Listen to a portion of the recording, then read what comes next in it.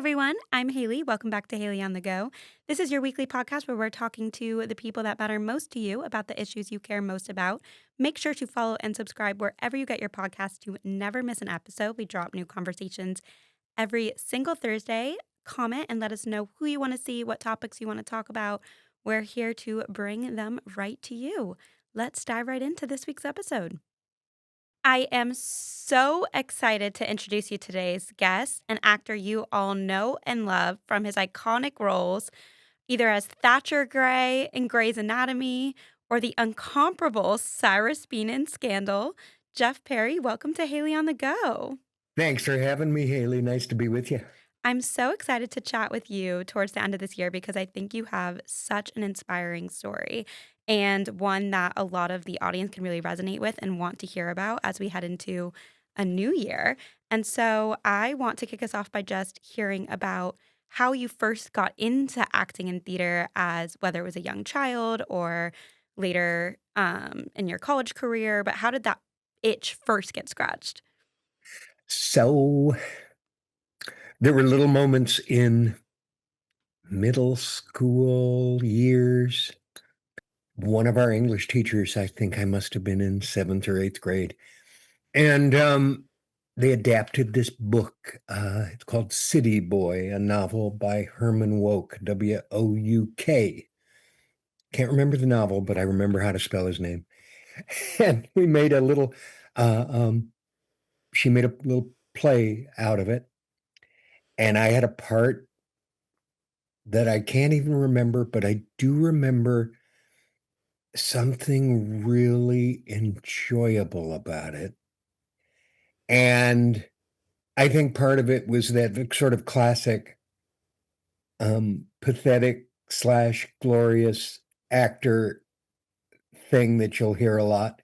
Well, it felt like people paid attention to me. Yeah. And I felt very much in the present. And honestly, Haley, for a lot of my life, I felt like kind of outside looking in, kind of befuddled. This little one performance thing for the school came along, and rehearsals had been lovely, had been really fun. And I get up there and I'm ready to have my little scene, and I think it includes some kind of speech. I forget everything, Haley. I can't It's remember a thing. nervous. I remembered some sort of part of a line and got myself off stage and cried. And I thought, wow. When I look back, I think, okay, something about that horrific, traumatic beginning didn't, Didn't put you off from it the didn't, rest of your yeah, career. yeah, yeah, it didn't put me off. I remember some other moment, Haley, where I reenacted for my family at the dinner table, I think getting up on my chair, maybe on the table, my version of a trailer from an Elvis Presley movie called Girls, Girls, Girls. Love it. I'm just a red-blooded boy, and I can't stop thinking about girls, girls, girls. And, it felt like the first time that my family had, paid attention to me at the dinner table. So Mm, I kinda loved that. yeah. By the time high school rolled around, Gary Sinise, the brilliant, brilliant artist and amazing activist for soldiers and first responders and this and that. We were to become best friends to this moment, as sophomores in high school. And a drama teacher kind of ran around the halls and told different people, "You're coming to auditions for West Side Story." We were sophomores in high school. Mm. We got into it. I think she was looking at the academically confused people around her and said, "Try this."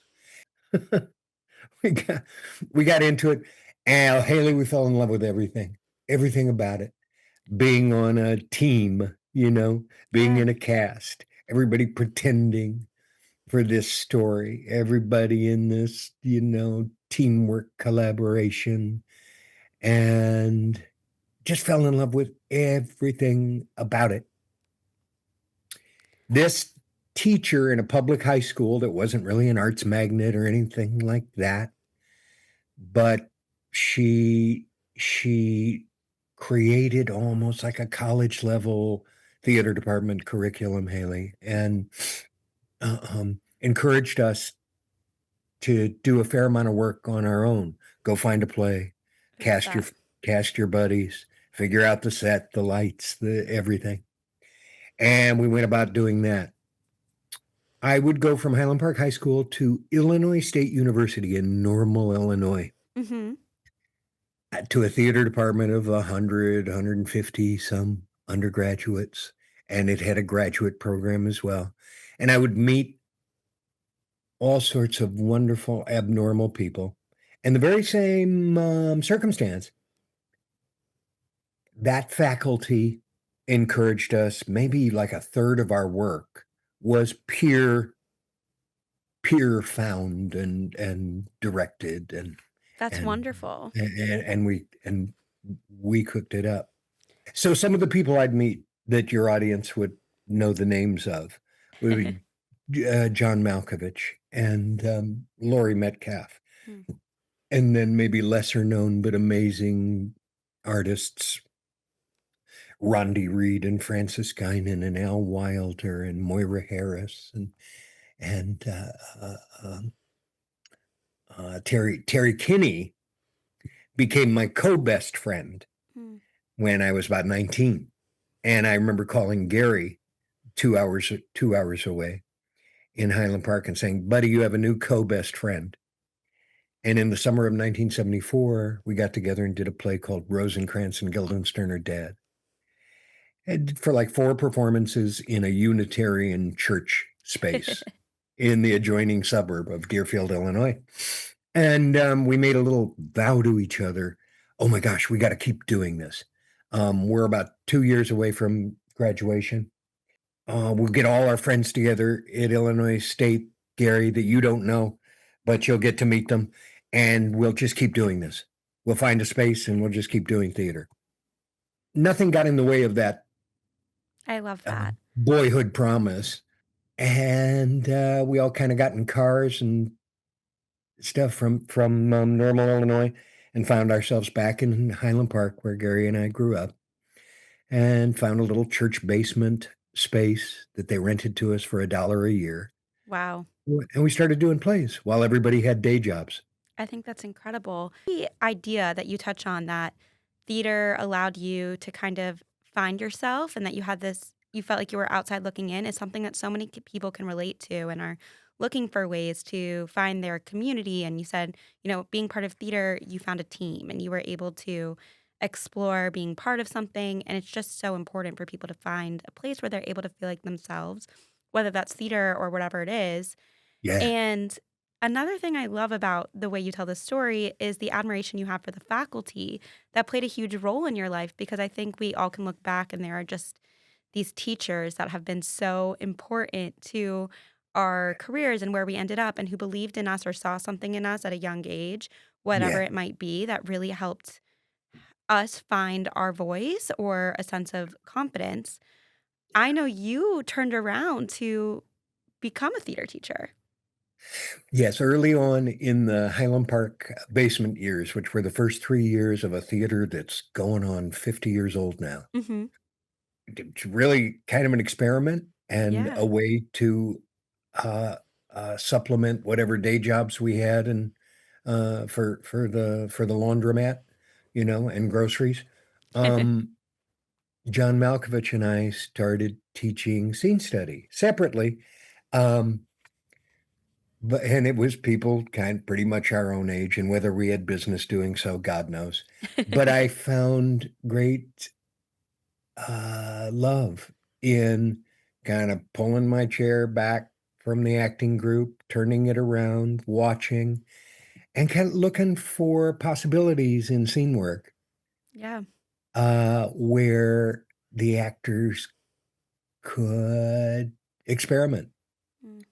and just kind of, yeah, trying to create a safe space for exploring whatever this part of a story, could allow.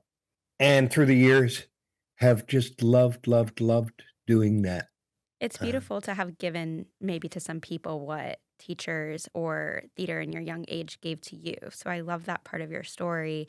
mm. And the theater company you co founded, you worked there for, tell me if I'm wrong, 2 decades? Oh, so Terry and Gary and I brought the first group together, Yes. and we are still members of the theater, Hmm. and I'm going back there to Chicago, where you're headed, you tell me.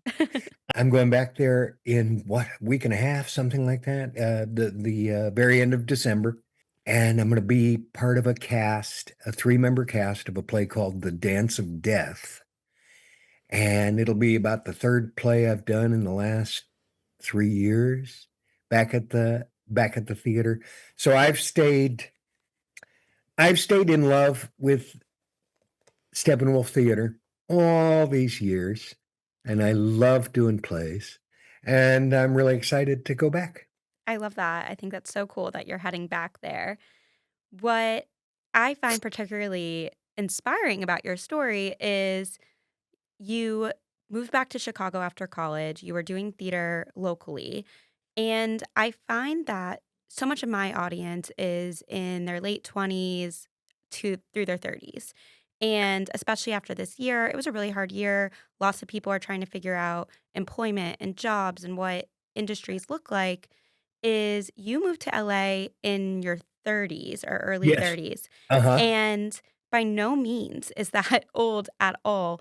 But a lot of people by that time stop chasing their dreams. And I think the story of picking up and saying, I'm going for it in your 30s and moving to LA is something that people need to hear more about and recognize that you have so much time still to go chase your dreams. So I want to hear from you. What was that moment where you decided, I'm leaving Chicago, I'm moving to LA, and I'm gonna audition for shows? So, Laurie Metcalf and I are part of the 7, 8 original, ensemble members at this theater, Yes. and she and I, were married and had a daughter, Zoe Perry, Hmm. who some of your audience will know from Young Sheldon. Oh yeah, we love young Sheldon. Yeah, yeah, yeah. So that's Lori and my daughter, Zoe Perry, and Zoe has 2 moms Hmm. because, I married Linda Lowy, and we're going on 30 some years of marriage, Beautiful. and she became kinda, Linda mom to Zoe when Zoe was 3. Anyway, Laura and I were part of a Steppenwolf collaboration play with a theater in New York called the Circle Repertory Theater, and we were doing Balm in Gilead around 1984. Mm, Shortly after that, Lori landed the job of Roseanne's sister in the Roseanne Barr Show, okay. and it caused a move to Los Angeles. Now, Laura and Okay. I knew we were breaking up, and we were, thank God, stayed dear, dear, dear buddies through all of it, and, um, very grateful parents of Miss Zoe. And, but it kinda decided my geography, 'cause Okay. Laura was headed to LA. We both wanted to be in the same 10 minutes, um, from each other with Zoe. So that's what decided it. So the move was Ah, following family, less chasing the dream, but you still did it. You moved out to LA and it kind of put your career on this path or trajectory that was different than being in Chicago. I was hyper aware that because of my love of communal work, tribal family ensembleness, that I was resisting the solo, Yes. kind of exploration Yeah. of acting that so many of the people that I'd grown up with, and I gotta think the vast majority, come out of, whatever, whether it's high school, college, um, a job that they can't stand and go, "I gotta chase this dream," and do it in their 20s. Mhm. I was whatever I was, 32, 34, something like that, and I was really hyper aware of Oh, wow, man. I am auditioning for 2 words or 3 lines with thousands of people in LA, and this is something that, a lot of people in my part of showbiz did have been doing since their 20s. Yeah. And so learning about that, learning about camera work was pretty almost new to me, and felt like it really took some time. I remember talking to another high school teacher, an English teacher I love, and saying, Mark, it feels like I'm just kind of digging around the very bottom of the potato chip bag to try to make this solo career work, you Yeah. know? But then I would get very lucky breaks, where Don Johnson took a shine to me and I would become a series regular on a show called Nash Bridges. Mm. And then jumping ahead however many years, the same thing would happen with Grey's Anatomy, where I had a recurring role as Meredith Grey's father, Yeah. Thatcher. And then Shonda Rhimes, who is very prone to falling in love with actors and giving them multiple, opportunities to Yes. work. I would be cast in her Scandal. Yes. There were times like for any actor that are absolutely lean, where unemployment is feels like your only reality, and then time and all the way to times of ah oh my goodness, oh my goodness, what I'm making more in a week than I ever made in a year or something, Yeah. and I'm doing something that I love doing, and I'm learning about camera work. There've been a lot of gratitude in that path. Gratitude is really important. I think whether you're in the acting field or any field, just the reminders that people start at all different points in life and the chasing what their career looks like is really helpful and special and important because it is really never too late to make that change or jump to go after what you want to do. Oh my goodness, I take such inspiration from different things, snatches of things I've read or things I've lived through. Yeah. John Mahoney, who played the father on Frasier for years, Hmm. was one of our very, early ensemble members, and we got to work alongside each other for decades, and he came to acting, in his late 30s or early 40s. He was a editor for medical journals, Mm. but he chose to chase his dream then. I remember reading about the, Joe Pesci, that by the when, Raging Bull came around, one of the roles that kind of catapulted the rest of his career. He was ready to call it quits and team up with some friend and run a restaurant. And then this lucky break came along. So that is a really interesting thing about it, acting, that if you have the bug and you've got some innate simpatico with it and the desire to develop those instincts and that talent, um, you can have a break when you're 20, 30, 40, 50, 60, 70, Yeah, I recently 80, read 90. I recently read something that the hardest part of any journey you're on, whatever it is not giving up, and I really loved that reminder. Mhm. I Yeah. want to talk to you about Shondaland. We're big Shondaland fans over here. Okay, I cool. We had Carrie on the pod a little earlier on, and I actually took a class in college on Shondaland where we would watch what was Oh my it? God. It was so fun. Wine Wednesdays, I think, was what it was called. And we would watch the shows and we would analyze them as tools for political change or just change and communication. And the way that she so beautifully used the different shows to communicate different cultural perspectives and have tough conversations on screen. You had a big role in Shondaland and Scandal. So I want to start by saying asking you, is Shondaland just as magical as it seems? Was it like adult Disney?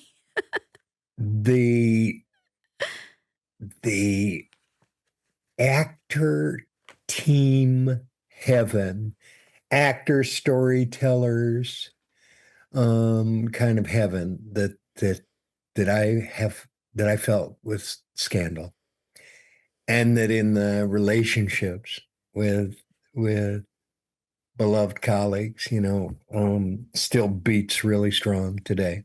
Was very singular for me outside of my earlier theater life Mm. or ongoing theater life.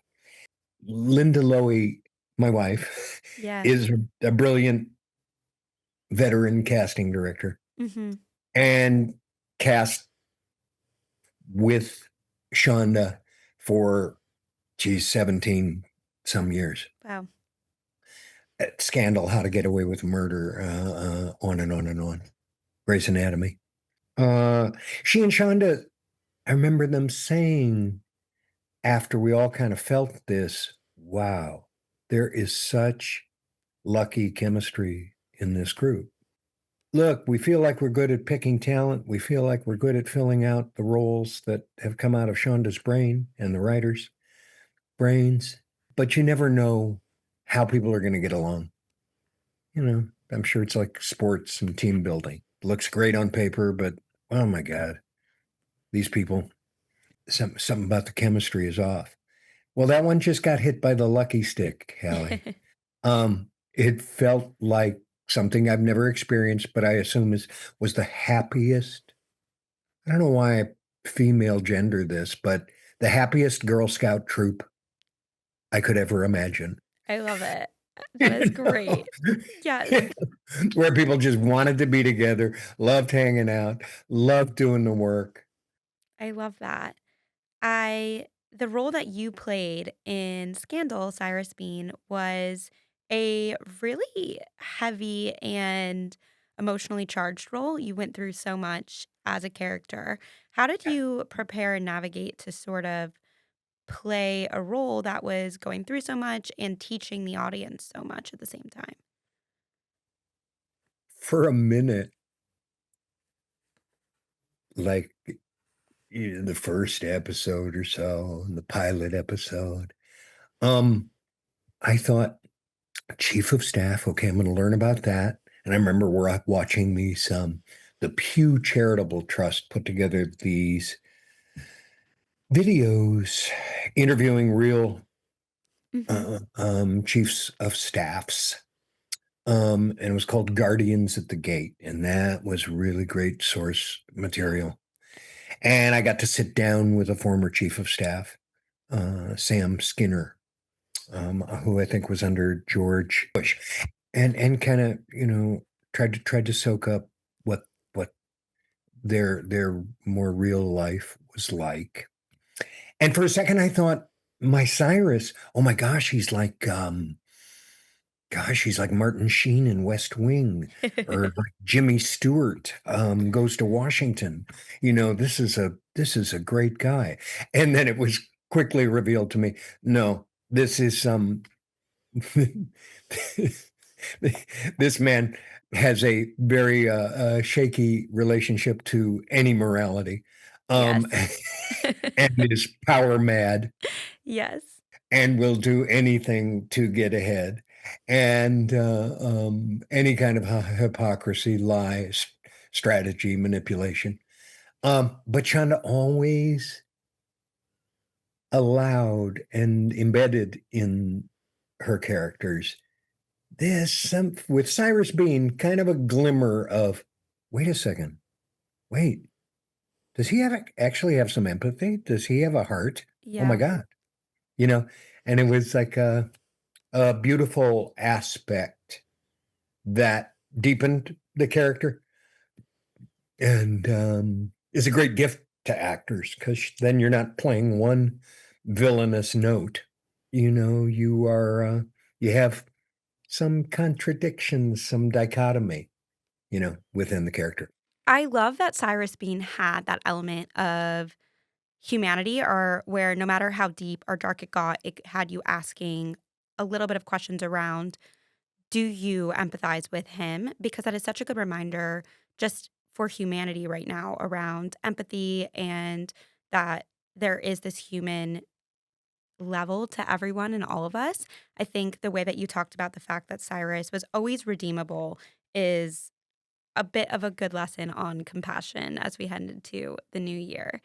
I want to play a game with you to wrap us up. I think it would be really fun called B613 or the United States government, where I am going to give you example scenarios of things that either happened by B613, which, if the audience doesn't know, is the Black Ops secret agency and scandal that committed just crazy crimes and added a lot of drama to the show, versus examples of things that our current US government has done and see if you know the difference. Okay, here we go.